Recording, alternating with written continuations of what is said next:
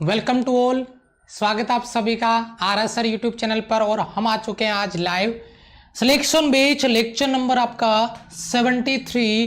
Topic रहेगा आपका thermodynamics. बहुत ही इंटरेस्टिंग टॉपिक है, बहुत ही गजब का टॉपिक है, धमाकेदार टॉपिक है। और वो टॉपिक रहेगा पार्ट 1 में जो अपन आज डिस्कस करने वाले हैं। क्या कॉन्सेप्ट होंगे उन पे भी बात करेंगे। बहुत ही गजब के कॉन्सेप्ट होने वाले हैं। थर्मोडायनेमिक्स को पूरा फील करेंगे और फील करने के साथ लर्न करेंगे क्लास के दौरान, याद करेंगे क्लास के दौरान, क्वेश्चन प्रैक्टिस करेंगे आज की क्लास में ही। लास्ट में मैंने क्वेश्चन भी डाल रखे हैं, कॉन्सेप्ट के क्वेश्चन हो, चाहे न्यूमेरिकल के क्वेश्चन हो, चाहे ग्राफ के क्वेश्चन हो। तो आज की क्लास बहुत अहम होने वाली है, गजब के क्वेश्चन तैयार होने वाले हैं। लेकिन जो बच्चे पहले क्लास में आ चुके हैं एक बार कमेंट सेक्शन में जय हिंद लिख दें, लाइक बटन पे परचेंट लगा दें, और हो सके तो एक एक बच्चा क्लास को एक एक शेयर जरूर कर देगा, चाहे वो अपने ग्रुप में हो, चाहे पर्सनल अपने फ्रेंड को हो। ईमानदारी के साथ में प्रत्येक बच्चे से रिक्वेस्ट रहेगी एक एक शेयर प्रत्येक बच्चा क्लास को कर दे। इसके बाद में हम क्लास को स्टार्ट करते हैं फटाफट से। शाबाश शाबाश शाबाश, बहुत अच्छे। एक एक शेयर प्रत्येक बच्चा कर देगा। बहुत ही इंटरेस्टिंग होने वाली है आज की क्लास, ठीक है। यस, तो यहां पे अगर अपन बात करते हैं सिलेक्शन बेच लेक्चर नंबर आपका 73 और थर्मोडायनेमिक्स का पार्ट 1 अपन यहाँ पे कर रहे हैं। बहुत ही गजब के कॉन्सेप्ट होंगे, बहुत ही गजब के यहाँ पे विजुअल इफेक्ट है, ये आपका इमेज है जिनके द्वारा हम इस टॉपिक को क्लास के दौरान ही याद करने का प्रयास करेंगे, लर्न करने का प्रयास करेंगे, ताकि क्लास में ये टॉपिक हमें याद हो जाए। तो ईमानदारी के साथ में जिस बच्चे ने एक बार क्लास शेयर कर दिया है, दिल पे हाथ रख के कमेंट में एक बार लिख दीजिए कि सर मैंने क्लास को शेयर किया है। एक बार ईमानदारी के साथ में सारे बच्चे फटाफट से। शाबाश शाबाश शाबाश। मैं स्टार्ट करता हूं फिर फटाफट से इंट्रोडक्शन आपका थर्मोडायनेमिक्स का, जल्दी से बेटा। यस बेटा, थर्मोडायनेमिक्स अगर मैं बात करूं जनरल से कॉन्सेप्ट की कि थर्मोडायनेमिक्स क्या है, तो बेटा मैं इसको अगर अलग कर लूं, थर्मो को अलग कर लूं, और अगर डायनेमिक्स को अलग कर लूं, इसको पार्ट 1 कर दूं और अगर इसको पार्ट 2 कर दूं, तो आपको एक चीज क्लियर हो गई होगी, एक पॉइंट आपका क्लियर हो गया होगा। और वो पॉइंट क्या है? वो पॉइंट ये है कि थर्मो यानी उष्मा और डायनेमिक्स यानी मोशन। जैसे अपन कहते हैं ना काइनेमेटिक्स, है ना, गति की, जिसमें अपन मोशन, लॉ ऑफ मोशन, गति, इसके बारे में अपन स्टडी करते हैं। तो थर्मोडायनेमिक्स यानी थर्मो यानी हीट यानी उष्मा और डायनेमिक्स यानी मोशन। यानी अपन ये कह सकते हैं कि अगर अपन यहाँ पे थर्मो बोले तो हीट, और अगर अपन बात करें डायनेमिक्स की यानी मोशन की, तो अगर अपन यहाँ पे बात करें अपन हीट के मोशन के बारे में बात करेंगे कि हीट का मोशन कैसे होता है, उसके अलोंग जैसे प्रेशर है, टेम्परेचर है, वॉल्यूम है, आयतन है, उन सब का पॉइंट टू पॉइंट डिस्कस किया जाएगा। ठीक है बेटा, शाबाश, ध्यान दीजिए बेटा। फटाफट से स्टार्ट करते हैं क्लास को। सबसे पहले इसका जो इंट्रोडक्शन है वो क्या है, इसका इंट्रोडक्शन किस तरीके से हम लेने वाले हैं, यहाँ पे कैसे बात करते हैं। तो बेटा इंट्रोडक्शन का मतलब है थर्मोडायनेमिक्स एक आपका जो फिजिक्स है, भौतिक विज्ञान है आपका, उसका एक ऐसा ब्रांच, एक ऐसा शाखा है जिसपे अपन स्टडी करते हैं, जैसे प्रेशर है, टेम्परेचर है, वॉल्यूम है, इनके बारे में। यानी ये जो प्रॉपर्टीज है, प्रेशर है आपका, वॉल्यूम है, टेम्परेचर है, इन प्रॉपर्टीज का स्टडी किया जाएगा, अध्ययन किया जाएगा। यानी जो आपके स्थूल गुण है सिस्टम के, निकाय के, उनका स्टडी करेंगे, वही आपका थर्मोडायनेमिक्स कहलाता है। ये देख रहे होंगे बहुत गजब के विजुअल इफेक्ट मैंने यहाँ पे इंक्लूड किए हैं, ताकि आप एक एक कॉन्सेप्ट को फील कर सको, समझ सको। ठीक है, चलिए थोड़ा सा आगे बढ़ते हैं। एक डेफिनेशन और है, एक डेफिनेशन और यहाँ पे बनाई गई है। और अगर उस डेफिनेशन की मैं बात करूं तो भाई जो थर्मोडायनेमिक्स है वो फिजिक्स के एक ऐसा ब्रांच है, एक ऐसा शाखा है जिसमें क्या होता है, यहां पे जो मैकेनिकल वर्क है, यांत्रिक कार्य है, उसको हीट को यानी उष्मा को मैकेनिकल वर्क में और मैकेनिकल वर्क को हीट में बदला जाता है। यही आपका थर्मोडायनेमिक्स कहलाता है। मैंने लिखा है कि विज्ञान की वह शाखा, साइंस का वह ब्रांच है फिजिक्स का, जिसमें उष्मा यानी हीट Q को आप मैकेनिकल वर्क W में और मैकेनिकल वर्क को हीट यानी Q में अगर बदल दिया जाए, चेंज कर दिया जाए और उसका स्टडी करें तो उसे ही कहते हैं हमें थर्मोडायनेमिक्स। तो ये बेसिक इंट्रोडक्शन क्लियर है बेटा, थर्मोडायनेमिक्स का इंट्रोडक्शन क्लियर है प्रत्येक बच्चे का। क्लास को शेयर कर दीजिए फटाफट से, गजब का टॉपिक होने वाला है, गजब के कंसेप्ट होने वाले हैं। ठीक है बेटा, शाबाश, बहुत बढ़िया बहुत बढ़िया बहुत बढ़िया, शाबाश। प्रेजेंट लग चुकी है 445 स्टूडेंट की, लाइव स्टूडेंट है 523। ठीक है, चलिए बहुत अच्छे, आगे चलते हैं। तो आगे अपन स्टार्ट करते हैं यहाँ पे अपना पॉइंट, और यहां से है आपका थर्मोडायनेमिक सिस्टम यानी उष्मागतिकीय निकाय। अगर अपन बात करें थर्मोडायनेमिक सिस्टम की, उष्मागतिकीय निकाय की, तो इसके रिगार्डिंग क्या आपका कॉन्सेप्ट बनता है, इस कॉन्सेप्ट को अपन डिस्कस कर सकते हैं, इस कॉन्सेप्ट को हम डील कर सकते हैं, जिसपे अपन बात करने वाले हैं। कॉन्सेप्ट क्या है जरा ध्यान दीजिएगा, थर्मोडायनेमिक्स सिस्टम उष्मागतिकीय निकाय। ये थर्मोडायनेमिक सिस्टम क्या है, ये कितने प्रकार के होते हैं, कैसे वर्क करते हैं, ओपन सिस्टम क्या है, क्लोज सिस्टम क्या है, आइसोलेटेड सिस्टम क्या है। जब इनका यूज हम आगे करेंगे तो इनके बारे में अलग से बात नहीं करनी पड़े, इसके लिए सबसे पहले इन्हीं को क्लियर करते हैं। थर्मोडायनेमिक सिस्टम यानी आपका उष्मागतिकीय निकाय। बेटा सबसे इंपॉर्टेंट चीज है यहाँ पे, थर्मोडायनेमिक सिस्टम को अपन यहाँ पे कैसे डील करें, कैसे डिस्कस करें। यानी सिस्टम निकाय एक ऐसा प्रोसेस है जिसमें प्रेशर ले लें, जिसमें वॉल्यूम ले लें, जिसमें टेम्परेचर ले लें और फिर उसका स्टडी किया जाए, उसमें चेंज होने का स्टडी किया जाए। तो वो सारी चीजें इंक्लूड होती है किसमें, थर्मोडायनेमिक सिस्टम में। जैसे ये आपका एक सिलेंडर है, ये उसका पिस्टन है ना, और ये यहाँ पे गैस फिल किया हुआ है, इसके चारों ओर पूरा सराउंडिंग है यानी वातावरण है, पर्यावरण है। ठीक है, तो उन सब के बारे में अपन बात करते हैं। तो देखिए बेसिक चीज है, लेकिन ये टाइप्स ऑफ सिस्टम है वो अपने लिए बहुत अहम होने वाला है। यहां से कोई सवाल नहीं बनेगा, लेकिन इसका जस्ट जो नेक्स्ट पार्ट है, types of system, open system, close system, आपका आइसोलेटेड सिस्टम, वहां से गजब के क्वेश्चन बनने वाले हैं और वो पॉइंट आगे भी अपने बहुत ज्यादा काम में आने वाले हैं। तो सबसे पहले अपन यहाँ पे बात करते हैं इसके पॉइंट की कि निकाय क्या है, सिस्टम क्या है। मतलब निकाय जिसकी स्टेट यानी जिसकी अवस्थाएं pressure P, volume V, temperature T के पदों में उसको रिप्रेजेंट किया जाए, व्यक्त किया जा सके, तो उसे थर्मोडायनेमिक सिस्टम कहते हैं, उष्मागतिकीय निकाय कहते हैं। एक ऐसा सिस्टम जिसमें pressure P, volume V, temperature T का स्टडी करें, वो पूरा का पूरा आपका सिस्टम है, निकाय है। मान लीजिए मेरे पास ये एक सिस्टम है और इस सिस्टम की मैं बात कर रहा हूं, इसके रिगार्डिंग मैं स्टडी कर रहा हूं प्रेशर की, टेम्परेचर की, वॉल्यूम की, तो मैं इसको उष्मागतिकीय निकाय बोल सकता हूं। अब ये किस टाइप का सिस्टम है, ओपन है, क्लोज है या आइसोलेटेड है, उसकी बात अपन अभी आगे करने वाले हैं बहुत ही इंटरेस्टिंग पॉइंट के साथ में। ठीक है, तो ये बेसिक इंट्रोडक्शन चीज क्लियर होगी। थर्मोडायनेमिक सिस्टम क्या होता है, प्रेशर, वॉल्यूम और टेम्परेचर इनका स्टडी करेंगे, जिसके रिगार्डिंग वही हमारा सिस्टम है, वही हमारा निकाय है। तो देखिए सबसे पहले बिंदु यहां पे उष्मागतिकीय निकाय में ऊर्जा और द्रव्यमान यानी मास का ट्रांसफर और हीट का ट्रांसफर, एनर्जी का ट्रांसफर, ऊर्जा का ट्रांसफर, उसके आधार पे तीन प्रकार के सिस्टम रखे गए हैं जो मैं ऑलरेडी आपको बता चुका हूं। ओपन सिस्टम, क्लोज सिस्टम और आपका आइसोलेटेड सिस्टम, खुला निकाय, बंद निकाय और विलगित निकाय। यानी मास और एनर्जी के चेंज के बेसिस पे थ्री टाइप्स के सिस्टम हमने बना दिए, ओपन सिस्टम, खुला निकाय, क्लोज सिस्टम, बंद निकाय।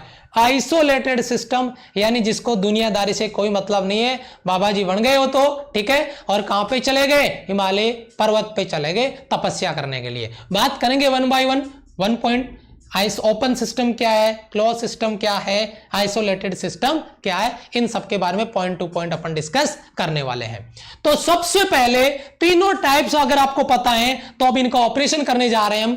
देखिए बेटा, एक ही स्लाइड में सब कुछ खत्म कर दूंगा, एक ही स्लाइड में सब कुछ क्लियर कर दूंगा। जो भी टाइप्स ऑफ सिस्टम है इनका पूरा इमेज आपके दिमाग में छप जाएगा। बस एक बार में जो चीज आपको समझाने जा रहा हूं उसको फील करिए, उसको समझिए ईमानदारी के साथ में।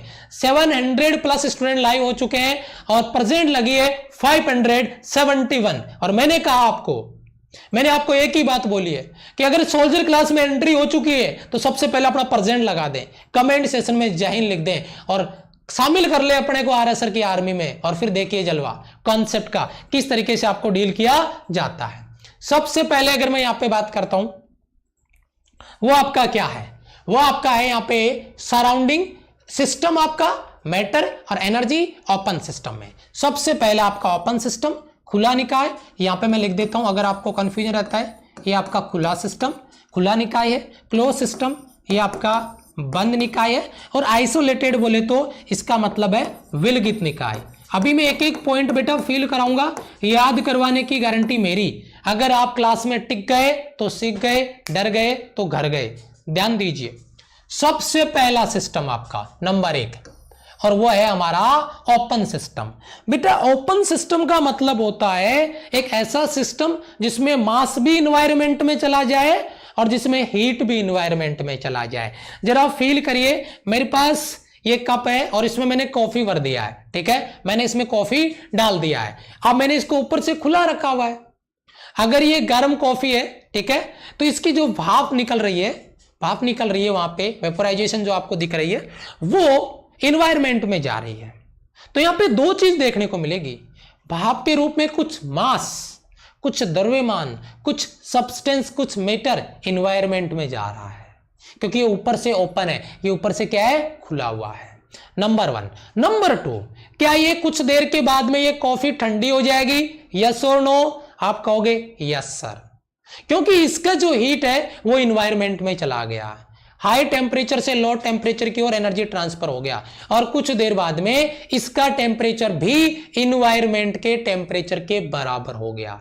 यानी ओपन सिस्टम, खुला, ऊपर से खुला सिस्टम है, इसमें मास भी इन्वायरमेंट में चला गया और इसका हीट भी इन्वायरमेंट में चला गया, इसका एनर्जी भी इन्वायरमेंट के साथ ट्रांसफर हो रहा है, और इसका मैटर यानी सब्सटेंस यानी पदार्थ भी इन्वायरमेंट यानी सराउंडिंग के साथ लिंक हो रहा है। इसका मतलब ये कौन सा सिस्टम है? ओपन सिस्टम है, खुला निकाय है। एक बार सारे बच्चे एग्री कर देंगे, फील हो रहा है, समझ में आ रहा है, याद हो रहा है। ओपन सिस्टम मैंने क्लियर कर दिया है, नंबर 1। नंबर 2 आता है बेटा आपका, नंबर 2 जिसकी मैं बात कर रहा हूं, नंबर 2 आपका यहां पे आ रहा है बेटा क्लोज सिस्टम। क्लोज सिस्टम में देखिए जरा, मैं ध्यान दीजिए, मेरे पास एक बोतल है, ये बोतल है, और इसको मैं थोड़ी देर के लिए, इसको मैं थर्मस नहीं बोलूंगा, मैं इसको नॉर्मल बोतल बोलूंगा। नॉर्मल बोतल है और इसमें मैंने ठंडा पानी भरा हुआ है, ठीक है, मैंने इसमें ठंडा पानी भर के रखा हुआ है। नॉर्मल बोतल है, ठंडा पानी भर के रखा हुआ है, लेकिन मैंने इसके ऊपर क्या लगा रखा है? कैप लगा के रखा हुआ है, कैप लगा के रखा हुआ है, ठंडा पानी भर के रखा। कुछ देर बाद में मैं देखता हूं कि ये जो ठंडा पानी था वो अब इन्वायरमेंट के साथ में पहले जितना ठंडा नहीं रहा, यानी गर्म हो चुका है, यानी उस पानी का टेम्परेचर इन्वायरमेंट के टेम्परेचर के बराबर हो गया है। मैंने इसके ऊपर कैप लगा के रखा हुआ था, यानी क्लोज करके रखा हुआ था, यानी बंद करके रखा हुआ था। यह सिस्टम आपका ओपन सिस्टम है और यह सिस्टम आपका क्लोज सिस्टम है। इन्वायरमेंट के साथ क्या ट्रांसफर होगा? क्या इस कंडीशन में जब ये क्लोज है, क्या इन्वायरमेंट में इसका मैटर, सब्सटेंस, पदार्थ, द्रव्यमान इन्वायरमेंट को जाएगा, वातावरण में जाएगा? यस और नो? नो। लेकिन ये ठंडा पानी कुछ देर बाद में गर्म हो जाता है, क्योंकि इसने इन्वायरमेंट से उष्मा ले ली, इन्वायरमेंट से हीट ले लिया, तो हीट का ट्रांसफर हुआ, यानी एनर्जी का ट्रांसफर हुआ। इसका मतलब ये हुआ कि यहां पे जो एनर्जी है वो तो ट्रांसफर हो रहा है इन और आउट, लेकिन यहां पे जो मैटर है उसको वापस रिफ्लेक्ट कर दिया गया है। द्रव्यमान जो है, जो सब्सटेंस है, जो पदार्थ है, वो इन्वायरमेंट में नहीं जा सकता, ये वापस रिफ्लेक्ट होके यहीं पे गिर जाएगा, ठीक है, इस ढक्कन से टकराएगा। मान लो अगर गर्म था तो भाप के रूप में, और वापस बूंदों के रूप में वापस इसी में गिर जाएगा। ये हो गया आपका क्लोज सिस्टम। दूसरा समझ में आ रहा है बेटा? याद हो रहा है? Yes sir. चलो जी, बहुत बढ़िया, दूसरा पॉइंट हो गया। तीसरा पॉइंट चलते हैं। तीसरा पॉइंट आपका है, यहां पे मैं यहां पे डाल देता हूं, आइसोलेटेड सिस्टम। बड़ा इंटरेस्टिंग है। आइसोलेटेड सिस्टम का मतलब है एक ऐसा सिस्टम, एक ऐसा निकाय जिसको इस दुनियादारी से कोई मतलब नहीं है। वो बाबा जी हैं आइसोलेटेड सिस्टम में, जो हिमालय पहाड़ पे जा चुके हैं, पर्वत पे जा चुके हैं और भगवान की तपस्या कर रहे हैं। वो अलग है, विलगित है, उसको मोह माया से कोई मतलब नहीं है, ठीक है। यानी इसका मतलब यह है कि अगर ये बोतल है, इसको मैं थर्मस वर्ड यूज करूंगा, इसके लिए थर्मस बोलूंगा। इसको मैंने थर्मस नहीं बोला था, मैंने कहा था क्योंकि इसकी जो दीवारें हैं उसके साथ में हीट का ट्रांसफर हो रहा था, लेकिन इसको मैं थर्मस बोलूंगा। क्यों बोलूंगा थर्मस? क्योंकि ये ऊपर से क्लोज है तो इन्वायरमेंट के साथ कोई मास का ट्रांसफर नहीं होगा, नंबर 1। नंबर 2, अगर ये थर्मस है तो इसकी जो वॉल है, जो इसकी जो दीवारें हैं, वो मतलब ऐसे सब्सटेंस से बनी हुई है जो हीट का ट्रांसफर नहीं करता है। आइडियाबैटिक सिस्टम पढ़ेंगे अपन आगे, आइडियाबैटिक प्रोसेस पढ़ेंगे, रुद्धोष्म प्रक्रिया, रुद्धोष्म प्रोसेस पढ़ेंगे जिसमें उष्मा का आदान प्रदान नहीं होता है। ये हो जाएगा हमारा आइसोलेटेड सिस्टम, यानी जिसमें ना तो एनर्जी बाहर जाता है और ना मैटर बाहर जाता है, पूरा का पूरा आइसोलेटेड हो गया, अलग हो गया, आइसोलेशन में चला गया, है ना। अभी जो प्रेजेंट टाइम में जो दिक्कत है ना, उसको तो आइसोलेट कर दिया गया, उसको तो अलग कर दिया गया, अलग थलग कर दिया गया, वही है आइसोलेशन। यानी आइसोलेट यानी विलगित यानी अकेला, जिसमें ना सब्सटेंस चेंज होगा ना हीट चेंज होगा। क्लियर है बेटा? थोड़ा सा आगे बढ़ना चाहूंगा, एक विजुअल इफेक्ट और लगाऊंगा जहां से आपका बहुत अच्छे से पॉइंट क्लियर हो जाए। डायग्राम आपके सामने, अब तो तुरंत आप खुद बता दोगे। पहला ओपन सिस्टम है, मैटर भी बाहर इन्वायरमेंट में जा रहा है, हीट भी बाहर इन्वायरमेंट में जा रहा है, मैटर और हीट दोनों का ट्रांसफर है, ओपन सिस्टम, खुला निकाय, नंबर 1। नंबर 2, क्लोज सिस्टम, दीवार के ऊपर ढक्कन लगा दिया गया है, ये ढक्कन ऊपर हमने लगा दिया है, तो अब इसका मैटर जो है, जो पदार्थ है, वो बाहर नहीं जा सकता, केवल हीट जा सकता है, केवल उष्मा जा सकती है, नंबर 2। तीसरा अगर सिस्टम की बात करें तो वह आता है आपका आइसोलेटेड सिस्टम। पूरी की पूरी दीवार देख रहे हो आप, पूरी की पूरी दीवार आइसोलेट कर दी है, यानी ऐसी दीवार जिससे ना उष्मा अंदर जा सकती है ना बाहर जा सकती है, और चारों तरफ से क्लोज है, यानी मैटर सब्सटेंस पदार्थ का द्रव्यमान भी यहां से चेंज नहीं होगा, यानी उसका भी आदान प्रदान नहीं होगा। ये हो गया आपका आइसोलेटेड सिस्टम। एक बार बच्चा हाउस द जोस के साथ में रिप्लाई कर दे, मजा आ जाए। हाउस द जोस के साथ में एक बार बच्चा रिप्लाई कर दे, मजा आ जाए, जल्दी से बेटा, यस, फटाफट से, बहुत अच्छे। एक बार बच्चा हाउस द जोस के साथ में रिप्लाई कर दे, बहुत अच्छे, वेरी गुड। हाउ द जोश के साथ में एक बार बच्चा रिप्लाई कर दे बेटा, मजा आ जाए, जल्दी से, शाबाश शाबाश।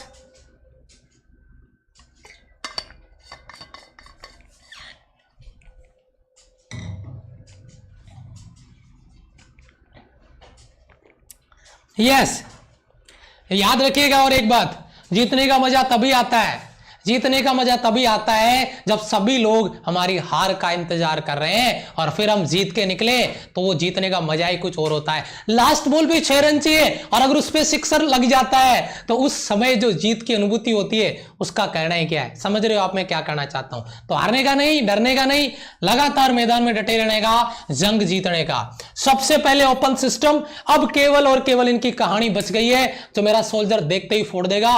ओपन सिस्टम का मतलब है एक ऐसा सिस्टम, एक ऐसा निकाय जिसमें हीट और मैटर दोनों का ट्रांसफर होता है, वह ओपन सिस्टम कहलाता है। हीट और मैटर दोनों का एक्सचेंज होता है, दोनों का ट्रांसफर होता है, ओपन सिस्टम कहलाता है। पहला कॉन्सेप्ट मेरे सोल्जर के दिमाग में मैंने विजुअल इफेक्ट से ही क्लियर करवा दिया है, तो अब ये जो लैंग्वेज है वो दिमाग में स्कैन हो चुकी है, नैनो सेकंड में स्कैन होके सामने आ जाएगा। Open system. दूसरा क्लोज सिस्टम, बस क्लोज सिस्टम जिसमें हीट का ट्रांसफर होता है लेकिन मैटर जो है वर्क हो रहा है, काम कर रहा है, लेकिन मैटर बाहर नहीं जा सकता, लॉक कर दिया, मैटर बाहर नहीं जा सकता, लॉक कर दिया। हीट का ट्रांसफर हो सकता है क्लोज सिस्टम में, लेकिन एनर्जी का ट्रांसफर नहीं होगा। ऐसा सिस्टम जिसमें केवल हीट का ट्रांसफर हो, आदान प्रदान हो, क्लोज सिस्टम कहलाता है, बंद निकाय कहलाता है, केवल हीट का ट्रांसफर। नंबर 2। नंबर 3 की अगर बात करता हूं, आइसोलेटेड सिस्टम, विलगित निकाय, जिसमें ना तो आपका हीट का ट्रांसफर होगा और ना ही आपका वर्क यानी एनर्जी हीट का ट्रांसफर होगा, ना तो आपका एनर्जी ट्रांसफर होगा ना आपका मास और ना हीट। इस कंडीशन में जो सिस्टम होगा उसे कह देंगे आइसोलेटेड सिस्टम, यानी विलगित निकाय। आइसोलेटेड सिस्टम आपका विलगित निकाय कहलाएगा, जिसमें इन दोनों का एक्सचेंज नहीं होगा। बहुत बढ़िया, शाबाश। 742 स्टूडेंट का प्रेजेंट लग गया है। एक बार जोश के साथ अपना प्रेजेंट जरूर लगा दें, अपने आप को इंक्लूड कर लें, क्लास में अपने आप को शामिल कर लें बेटा। चलिए अब आएगा बहुत इंटरेस्टिंग, गजब का विजुअल इफेक्ट, गजब का लो और इससे बनने वाले क्वेश्चन। और एक इंटरेस्टिंग बात और बता दूं, एक एक कॉन्सेप्ट को क्लियर कर लो, क्योंकि लास्ट में जो सवाल मैं करने वाला हूं, जो प्रैक्टिस आपको करवाने वाला हूं, उसका आंसर जब ही आएगा जब इन सवालों को अभी क्लियर करोगे आप, क्योंकि आगे गजब का कॉन्सेप्ट होगा। प्रैक्टिस भी क्लास में ही मैं करवाने वाला हूं, यानी ये कॉन्सेप्ट कैसे क्लियर हो गए वो प्रैक्टिस से आपको अभी का अभी पता चल जाएगा क्लास के दौरान। अपन यहां पे बात करने वाले हैं जीरोथ लॉ ऑफ थर्मोडायनेमिक्स, यानी उष्मागतिकी का शून्यांकी नियम, zeroth law of thermodynamics. First law, second law, third law आ गया, उसके बाद में एक लो और दे दिया गया, जगह नहीं बची तो इसको जीरो दे दिया, ठीक है। यानी जीरोथ लॉ ऑफ थर्मोडायनेमिक्स का मतलब हो गया उष्मागतिकी का शून्यांकी नियम। सिस्टम सबको पता होगा, एक बार इसको थोड़ा समझते हैं कि अगर दो सिस्टम किसी तीसरे सिस्टम के साथ अलग अलग अगर थर्मल इक्विलिब्रियम में होते हैं, अगर दो सिस्टम, अगर ए और बी किसी तीसरे सिस्टम के साथ डिफरेंट वे में अलग अगर थर्मल इक्विलिब्रियम में है, कनेक्शन में है, तो वह तीनों के तीनों सिस्टम थर्मल इक्विलिब्रियम में आ जाएंगे, यानी ऊष्मीय साम्य में आ जाएंगे। यही आपका जीरोथ लॉ ऑफ थर्मोडायनेमिक्स है। बताता हूं मैं आपको, ये पहला सिस्टम ए, ये दूसरा सिस्टम आपका बी, ए और बी का कनेक्शन है, इनमें दोस्ती होगी, ठीक है। उसके बाद में ये सिस्टम आपका, ये कौन सा है, सी, और ये आपका कौन सा आ रहा है, ए और बी, और ये आपका सी। अगर मैं कह रहा हूं ए और बी सी के साथ, ये ए और बी सी के साथ कनेक्टेड है, ये ए और बी हो रहा है, ये सी हो रहा है, तो ये तीनों के तीनों सिस्टम है वो क्या होंगे, थर्मल इक्विलिब्रियम में होंगे। ए बी के साथ है, उसके बाद में ए आपका सी के साथ में है और बी सी के साथ में है, यानी ए बी सी तीनों थर्मल इक्विलिब्रियम में होंगे। ए सी के साथ है और बी सी के साथ है, तो ए बी भी थर्मल इक्विलिब्रियम में होंगे। इस बात को आपको समझनी होगी। यही हमारा है zeroth law of thermodynamics. Clear है बच्चा? देखो एक बार समझिए, फील करिए इसको, अगर समझ में आ रहा तो। जीरोथ लॉ ध्यान दीजिए, अब समझिए।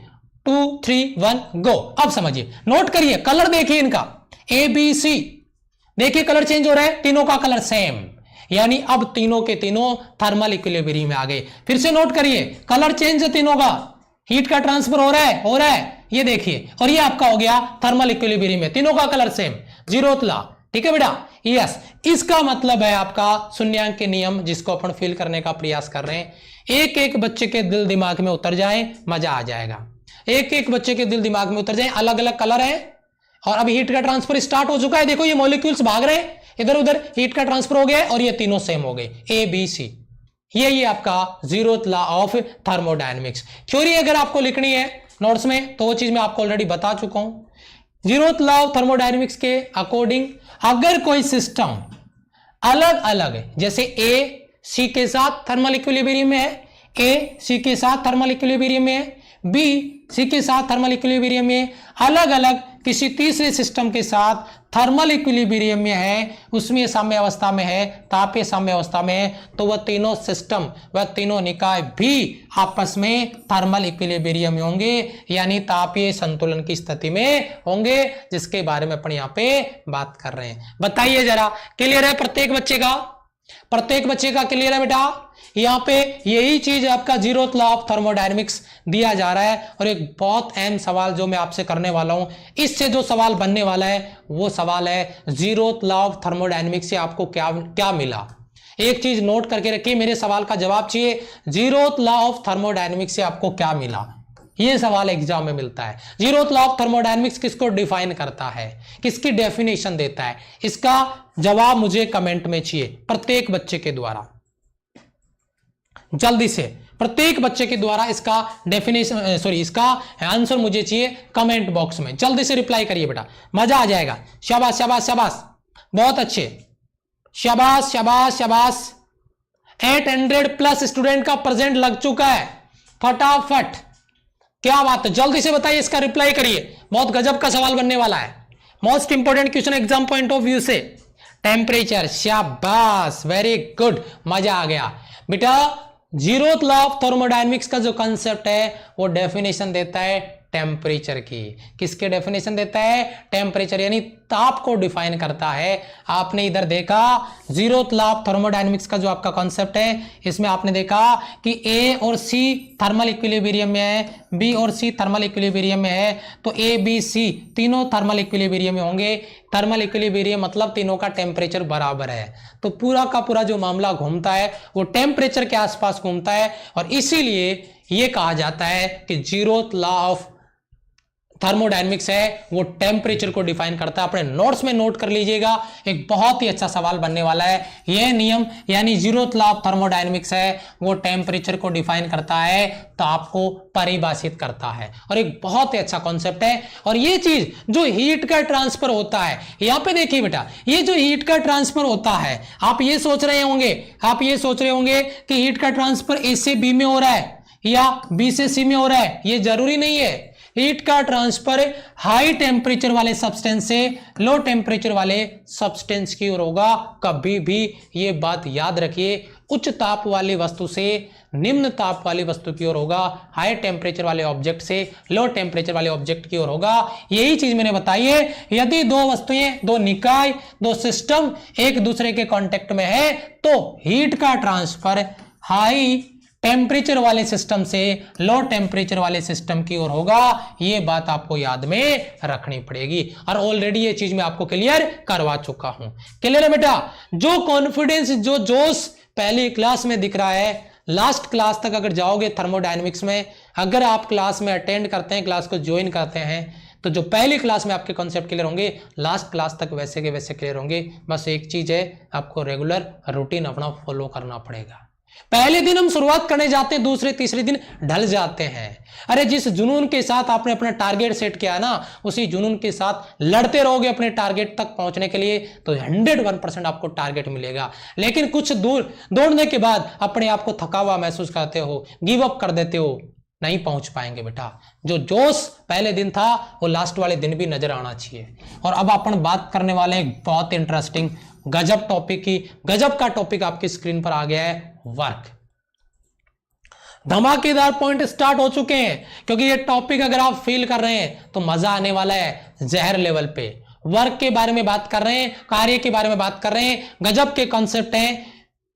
यहां से जो शुरुआत हम करने वाले हैं ना, वो बार बार रिपीट होगी आगे। और इसीलिए मैं कह रहा हूं कि कोई भी कॉन्सेप्ट है उसको थोड़ा सा डेप्थ से समझने की कोशिश करिए। एक आपके पास सिलेंडर नजर आ रहा है, एक आपके पास सिलेंडर है। ये सिलेंडर जिसके अपन बात कर रहे हैं, और ये उसका क्या है? पिस्टन है। इस पिस्टन पे मैं बल F लगा रहा हूं और इस पिस्टन को अंदर की तरफ धकेला जा रहा है, इसको कंप्रेस किया जा रहा है। ये आपका प्रेशर P है, ये आपका एरिया A है, ये आपका बल F है। और या ये प्रेशर के द्वारा इस पिस्टन को बाहर की तरफ धकेला जाए, ये पिस्टन बाहर की तरफ जा रहा है, इसका वॉल्यूम इंक्रीज करेगा, इसका वॉल्यूम डिक्रीज करेगा। उसी के बारे में अपन यहाँ पे बात करेंगे और वर्क के बारे में डिस्कस करेंगे। बहुत ही गजब का कॉन्सेप्ट होगा। सबसे पहला सवाल बच्चे के दिमाग में आएगा कि ये वर्क हुआ क्यों, ये कार्य क्यों किया गया, ये कार्य क्यों हो रहा है, यहाँ पे कार्य क्यों किया जा रहा है, उसके बारे में डिस्कस करते हैं। तो जरा ध्यान दीजिए बेटा, आपने जब इस पिस्टन को अंदर की तरफ दबाया तो इसके अंदर जो मैटर है, जो सब्सटेंस है, जो पदार्थ है, वो इस पिस्टन को अंदर की ओर आने से रोकेगा। और उस विरोध यानी अंदर प्रेशर P है, इस प्रेशर P के विरोध में जब आप इस पिस्टन को अंदर की तरफ धकेलोगे तो उसके लिए आपको वर्क करना पड़ेगा, कार्य करना पड़ेगा। उसी कार्य की बात अपन करेंगे। जब ये पिस्टन अंदर की तरफ धकेला जा रहा है तो आपका जो वॉल्यूम V है वो डिक्रीज करेगा, आयतन में कमी आएगी। आयतन में कमी मान लो डेल V की हो गई।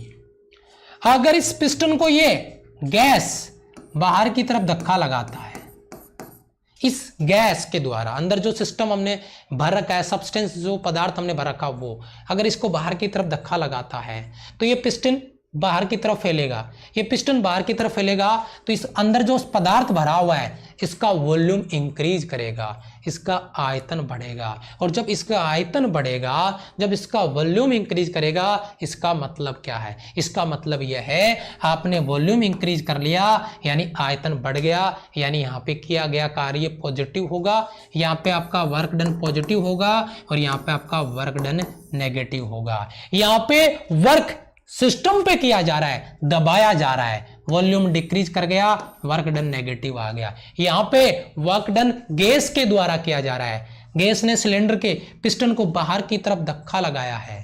काम कौन कर रहा है? गैस कर रही है। Work done by gas, work done by system positive, work done on system negative. System पे काम करेंगे कार्य नेगेटिव आएगा, सिस्टम के द्वारा किया जाएगा कार्य पॉजिटिव आएगा, क्योंकि इसमें आयतन बढ़ता है और इसमें आयतन घटता है। अभी मैं फॉर्मूला आपको दूंगा, लेकिन पहले इस चीज को अंडरस्टैंड करिए, इसको थोड़ा समझिए, इस पे थोड़ा ध्यान दीजिए। ठीक है, यस, बहुत बढ़िया, बहुत बढ़िया, शाबाश। मैथ्स की क्लास होती है बेटा 12 बजे। मैं आपको बता दूं, फिर बता रहा हूं बेटा, एक बार आप मैथ्स की क्लास में जो बच्चे रेगुलर पढ़ते हैं उनके एक बार कमेंट पढ़ना, और वो कमेंट जब मैं पढ़ता हूं या आपके मुकेश सर पढ़ते हैं तो उनका दिल खुश हो जाता है। क्यों? क्योंकि एक बच्चा जब ये कमेंट करता है ना, सर आज तक पीएनसी समझ में नहीं आया था, आज क्लियर हो गया, तो मतलब ये होता है कि भाई साहब हमारी जो है ना तपस्या मतलब सफल हो गई। अगर कोई बच्चे कमेंट करे थर्मोडायनेमिक्स सर आज तक क्लियर नहीं हुआ था, लेकिन जैसा आज क्लियर हुआ ना कभी नहीं भूलूंगा, ये कमेंट जब हम आपके पढ़ते हैं ना तो हमारी तपस्या, मतलब इस क्लास को बनाने में 3 घंटे लग जाएं, लेकिन जब ये कमेंट हम आपके पढ़ते हैं तो वो जो 3 घंटे हैं ना वो बहुत छोटे हो जाते हैं। कोई नहीं, 3 घंटे और मेहनत सही, लेकिन बच्चे का क्लियर तो हुआ, बच्चे को समझ में तो आया। तो जो मैथ्स की क्लास है वो आपकी क्लास बेटा 12 बजे होती है। ठीक है, इसके जस्ट बाद में मैथ्स की क्लास है कॉन्सेप्ट क्लास, ध्यान दीजिएगा। और उसके बाद में आपका 1:30 पे जो क्लास होती है वो होती है आपकी टॉप 1000 की, टॉप 1000 की, टॉप 1000 की क्लास वो 1:30 बजे होती है। 12 बजे मैथ्स, इस क्लास के जस्ट बाद में मैथ्स की क्लास होगी। तो बेटा ये चीज क्लियर है यहां तक? जरा बताइए, यहां तक प्रत्येक बच्चे का क्लियर है बेटा? बेसिक कॉन्सेप्ट जो मैंने आपको समझाया वो क्लियर है? एक बार बताइए, क्लियर है बेटा? यस, क्लियर है बेटा? चलो जी थोड़ा सा आगे बढ़ते हैं।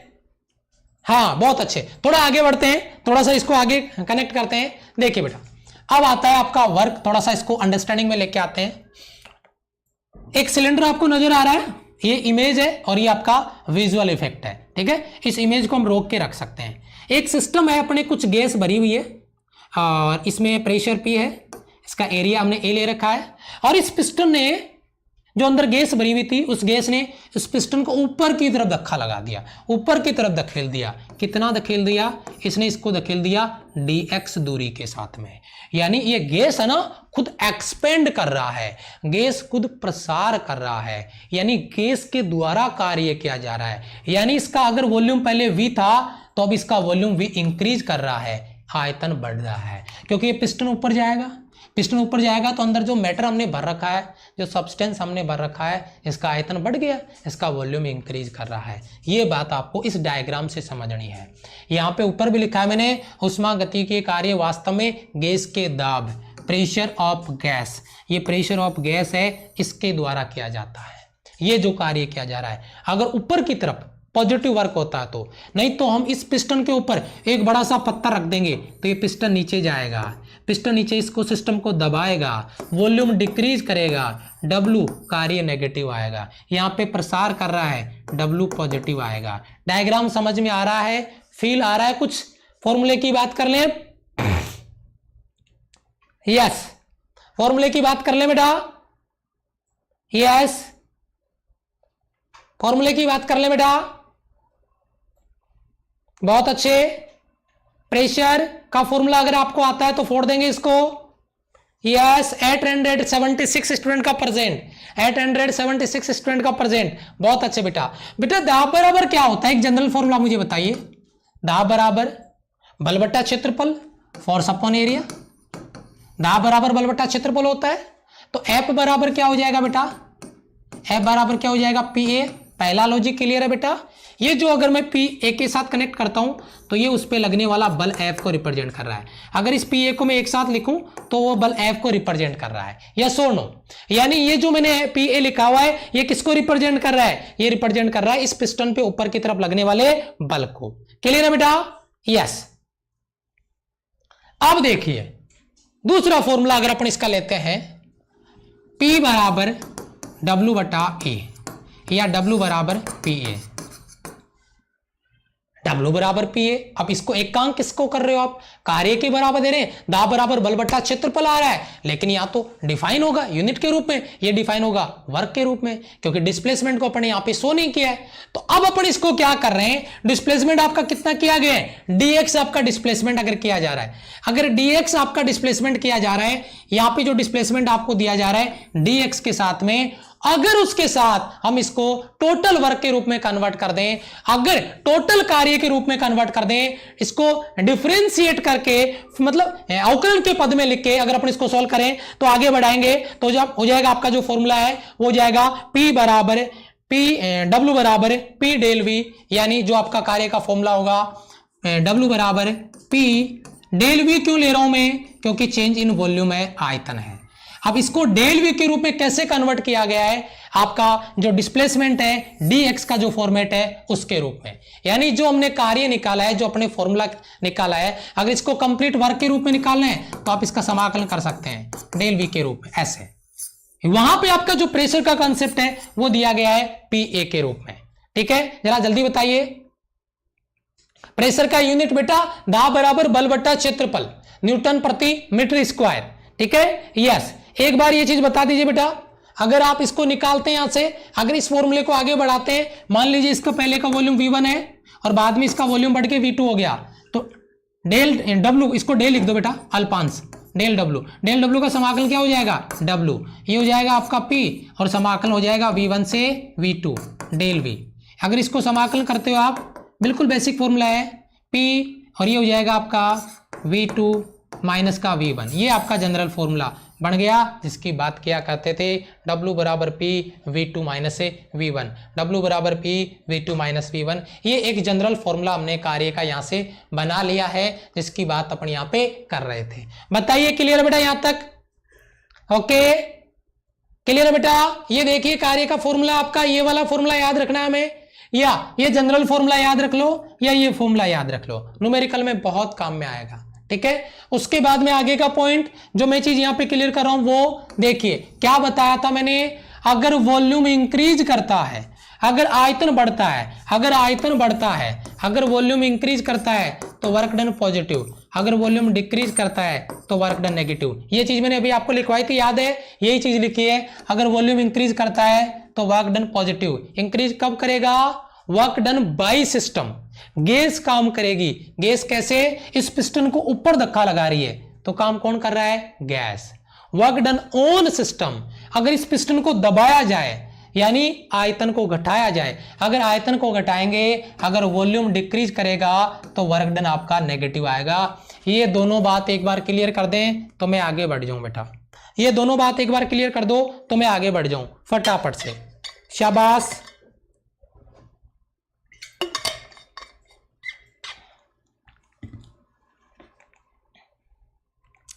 एक बच्चा कह रहा है विशाल सर पॉजिटिव नेगेटिव कब होगा, बेटा अभी क्लियर हो जाएगा, क्लियर कर चुका हूं मैं, शायद आप तक ये वैल्यू मतलब पहुंच चुकी होगी तो जवाब मिल गया होगा आपको। अब देखिए यहां पे देखिए बेटा, ये आपका प्रेशर P है, ये वॉल्यूम V है और यहाँ पे प्रेशर P और वॉल्यूम V को लेकर एक एरिया हमने कवर किया है। ये एरिया आपको दिख रहा होगा, ये क्षेत्रफल, यही वो एरिया है, यही वो एरिया है जो किए गए कार्य को रिप्रेजेंट करेगा, वर्क डन को रिप्रेजेंट करेगा, किए गए कार्य को रिप्रेजेंट करेगा। ये जो छायांकित भाग आपका, ये जो एरिया आपको नजर आ रहा है, यही आपका वर्क डन होगा ग्राफ के रूप में, शाबाश। यानी कोई पूछे कि ये क्या है तो हम कहेंगे पीवी ग्राफ में ये जो छायांकित भाग है यही आपका वर्क डन है, किया गया कार्य है। यानी मैं ये कह सकता हूं कि ये आपका P बराबर W बराबर P डेल V, W बराबर आपका हो जाएगा W बराबर आपका हो जाएगा P डेल V। ठीक है, W बराबर हो जाएगा आपका P डेल V, ये जो आपका वर्क है वो इस एरिया के रूप में आएगा, यहाँ पे ग्राफ के रूप में। यहां से आपका क्वेश्चन क्लियर हो जाना चाहिए प्रत्येक बच्चे का। देखो बेटा, वी इंक्रीज मतलब वॉल्यूम बढ़ेगा। वॉल्यूम कब बढ़ेगा? जब गैस यानी सिस्टम खुद एक्सपेंड करेगा, प्रसार करेगा, पिस्टन को ऊपर धकेलेगा, तभी तो वॉल्यूम बढ़ेगा। और जब वॉल्यूम बढ़ेगा तो आपका वर्क डन पॉजिटिव आएगा। अगर गैस पे काम किया जाए, पिस्टन को दबाया जाए, तो वॉल्यूम डिक्रीज करेगा। और जब वॉल्यूम यानी आयतन डिक्रीज करता है तो वर्क डन आपका नेगेटिव आएगा। तो ये एरिया वाला कॉन्सेप्ट क्लियर है, पॉजिटिव नेगेटिव बता दिया। यहां पर भी मैंने इस चीज को लिखा है, जो आपका छायांकित भाग है, जो आपका शेडेड एरिया है, वो वर्क को रिप्रेजेंट कर रहा है, कार्य को रिप्रेजेंट कर रहा है, जो कि पॉजिटिव है, धनात्मक है। या जो वर्क डन है आपका कार्य, वो इनके बीच में आने वाला एरिया को रिप्रेजेंट करता है। पीवी जो ग्राफ है वो पी और वी एक्स के मध्य बनाया गया ग्राफ कर्व है, जो ये जो एरिया है वही आपका कार्य को रिप्रेजेंट करेगा। बताओ क्लियर है बेटा? पॉइंट नंबर आपका 3 और ये पॉइंट नंबर 4 प्रत्येक बच्चे का क्लियर है बेटा? प्रत्येक बच्चे का क्लियर है बेटा? प्रत्येक बच्चे का क्लियर है बेटा? 1K लाइक्स होने वाले हैं, 1K लाइक्स होने वाले हैं बेटा। देखते हैं कितना जल्दी आप कंप्लीट कर देते हैं। चलो इस क्वेश्चन को फोड़ने के बाद में, इस क्वेश्चन को फोड़ने के बाद में कर देना फटाफट से, इस क्वेश्चन को फोड़ने के बाद में कर देना फटाफट से। चलो फटाफट प्रैक्टिस आपका स्टार्ट। बीच में कुछ प्रैक्टिस के क्वेश्चन भी डाले हैं मैंने। फोड़ना स्टार्ट कर दो बेटा। यस सर, फोड़ना स्टार्ट कर दो बेटा। बहुत ही अच्छा क्वेश्चन है, बहुत अच्छे, शाबाश, बहुत अच्छे, बहुत बढ़िया। जल्दी से फोड़ना स्टार्ट कर दो, आंसर कमेंट कर दो जल्दी से। बहुत अच्छे, सवाल को समझो, उसके बाद में आगे बढ़ो, मजा आ जाएगा। शाबाश शाबाश शाबाश, बहुत गजब के क्वेश्चन है बेटा एग्जाम पॉइंट ऑफ व्यू से। सवाल दिख रहा होगा आपको, मैं थोड़ा साइड में हो जाता हूं। ये लो, इंग्लिश वाले बच्चों को नहीं दिखता है, मैं साइड में हो गया हूं थोड़ा। बहुत अच्छे बहुत अच्छे बहुत अच्छे। मुझे लग रहा है 99% स्टूडेंट, 99% स्टूडेंट ने, 99 नहीं बोलूंगा मैं, अगर मैं 100% बोल दूं ना तो भी गलत नहीं होगा। 100% स्टूडेंट का ये जो सवाल है वो गलत है।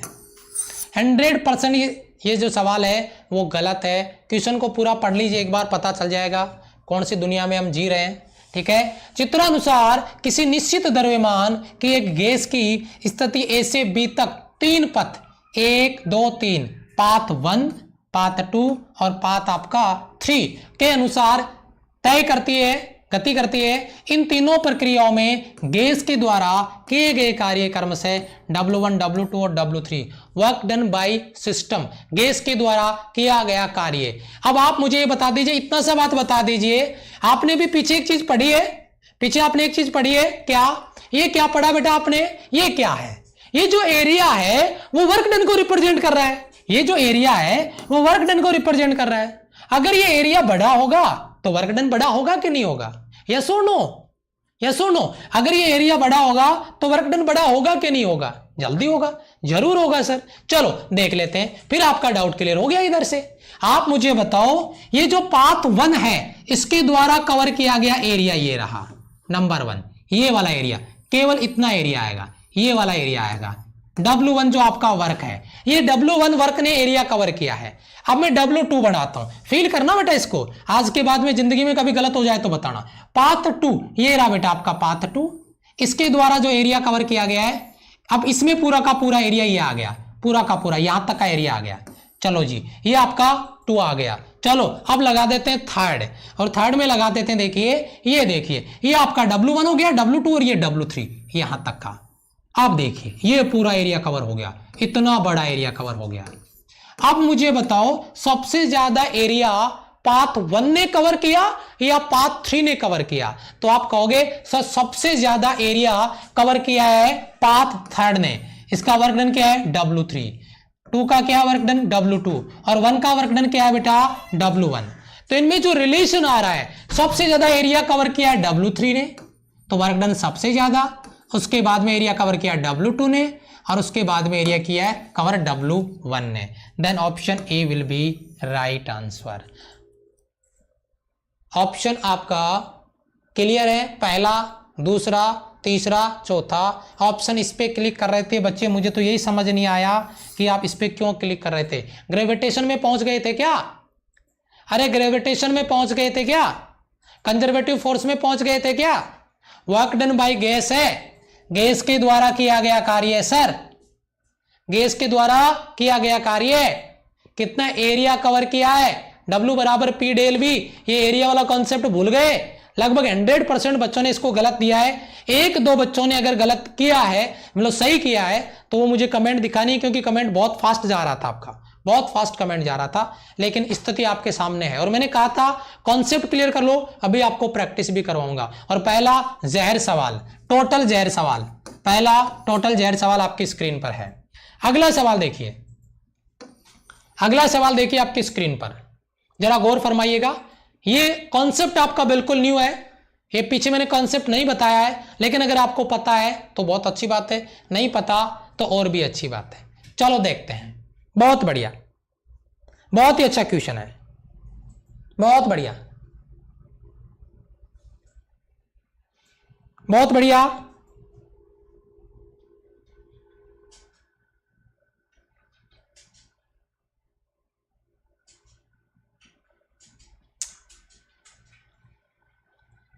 बहुत बढ़िया सवाल है, गजब का क्वेश्चन है। थोड़ा सा इसमें एक कॉन्सेप्ट है जो लिंक करने की जरूरत पड़ेगी आपको, देख लीजिए फटाफट से एक बार। अगर आपको पता है तो बहुत अच्छी बात है, नहीं पता तो मैं भी सिखा दूंगा, घबराने वाली कोई बात नहीं है। सवाल दिख रहा होगा, बहुत सुपर्ब क्वेश्चन बोलूंगा, तोते उड़ जाएंगे पहली बार जब इस तरीके के सवाल से सामना होगा एग्जाम में। और कोई बच्चा कमेंट में ये तो नहीं लिख रहा कि लेंदी सवाल है, ठीक है, मत लिख देना बेटा, है ना। हाँ,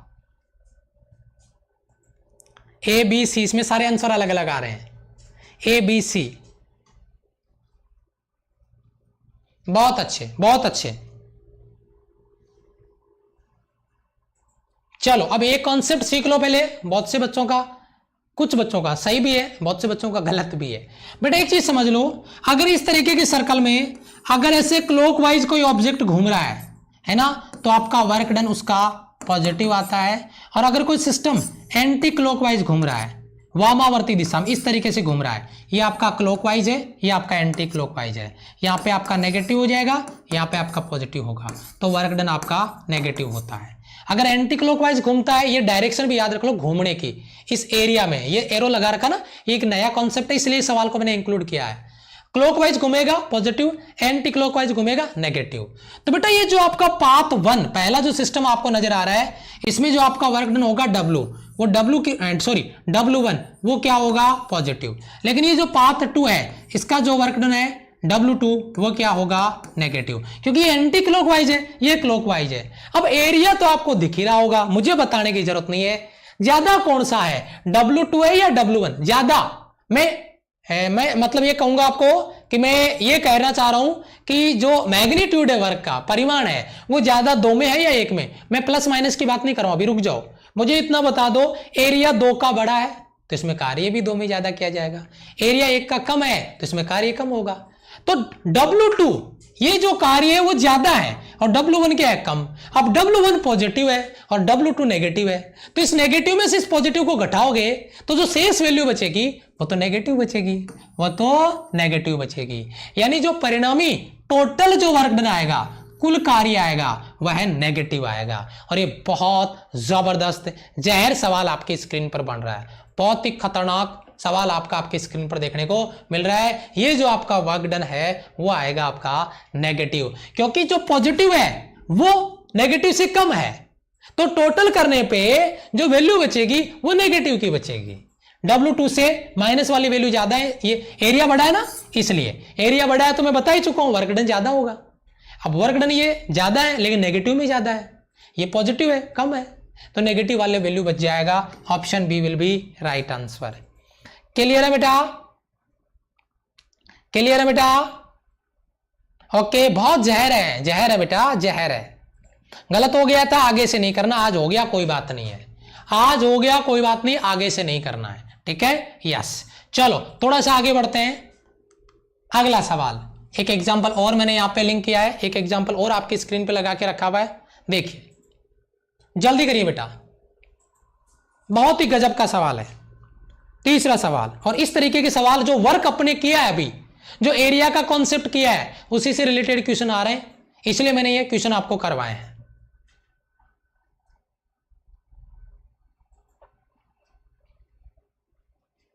बहुत बढ़िया, शाबाश बेटा। इस क्लास के जस्ट बाद में आपका मैथ्स का क्लास है, कॉन्सेप्ट का। जिन बच्चों को नहीं पता, मैथ्स का कॉन्सेप्ट क्लास है इस क्लास के जस्ट बाद में 12 बजे, ठीक है। और उसके बाद में लगभग आपका तो टॉप 1000 1:30 बजे है ना, 1:30 बजे टॉप 1000 मैथ्स के क्वेश्चन। और ये कॉन्सेप्ट क्लास, एक बार कॉन्सेप्ट क्लास में जिन बच्चों ने ज्वाइन नहीं किया है, ज्वाइन करके देखना, पता चल जाएगा। शाबाश, चलो जी, क्लियर है बेटा? चलो मैं क्लियर कर देता हूं इसको। चलो, क्या आंसर आ रहा है बेटा?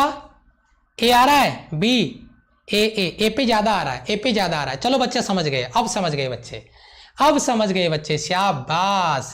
पहली बात तो ये देखिए बेटा, ये यहां से यहां तक का, तो जब आप इसको मिलाओगे तो इतना एरिया कवर करेगा ये, ठीक है। ये आपका W1 है। अब इसकी अगर बात करेंगे, अगर इसको मिलाएंगे तो केवल इतना ही एरिया कवर होगा, ये वाला एरिया कवर होगा, ये मान लीजिए आप, ठीक है। इसके द्वारा जो कवर किया गया एरिया वो इस भाग में, ठीक है। अब इसको आपने ऐसे मिला दिया, यहां पे मिलाया आपने, यहां पे मिलाया, तो ये एरिया कवर कर दिया आपने, इसमें ऐड कर दिया, ठीक है। पहली बात तो ये। दूसरी बात, ये क्लॉकवाइज घूम रहा है, ये क्लॉकवाइज घूम रहा है, और ये आपका एंटी क्लॉकवाइज घूम रहा है। इसका वर्क नेगेटिव आएगा, इसका वर्क आपका पॉजिटिव आएगा। लेकिन पॉजिटिव वाला एरिया बहुत ज्यादा है, नेगेटिव वाला एरिया क्या है, कम है। तो पॉजिटिव वाला ही बचेगा, पॉजिटिव वाला बचेगा, यानी W1 W2 से बड़ा होगा। Option A will be right answer, option A will be right answer. एक बहुत ही गजब जहर सवाल आपकी स्क्रीन पर है, बताइए। क्लियर है बेटा? क्लियर है बेटा? क्लियर है? ओके, शाबाश। ओके ओके, हाउस जोश के साथ में एक बार 992 स्टूडेंट का प्रेजेंट लग चुका है, 992 स्टूडेंट का प्रेजेंट लग चुका है, केवल 992। क्या मैंने बोला था आपको? 1K के लिए बोला था, कर देंगे लाइव, ठीक है। और इसके बाद में इस क्लास के जस्ट बाद में जो मैथ्स की क्लास है आपकी 12 PM वाली, मुझे 500 स्टूडेंट प्लस लाइव चाहिए, 500 स्टूडेंट प्लस लाइव चाहिए बेटा, कॉन्सेप्ट सीखने के लिए। क्लास में कॉन्सेप्ट सीखने के लिए 500 प्लस बच्चे लाइव चाहिए। 1:30 बजे टॉप 1000 है, आपका प्यार और सपोर्ट यू रहेगा, हम मिलेंगे आपको यहीं पे, और डबल जोश के साथ आएंगे। जो जुनून है हमारा कभी कम नहीं होने वाला है, ठीक है। एक बार सारे बच्चे हाउस द जोश, reply on, like button with in nano second के साथ में कमेंट सेक्शन में जय हिंद लिख दें। अगर क्लास को एंजॉय किया है तो बहुत बहुत धन्यवाद आपका। पार्ट 1 आज किया है, पार्ट 2 इसका कल करेंगे। पार्ट 2 भी बहुत गजब क्लास होने वाली है कल की क्लास में, ठीक है बेटा। चलो जी, ठीक है, समझ गए सर? तो अभी मैथ्स की क्लास में आग लगने वाली है, 1K लाइव हो चुके हैं complete. Thank you so much, bye bye, जय हिंद बेटा। जस्ट बाद में मिलते हैं मैथ्स की क्लास।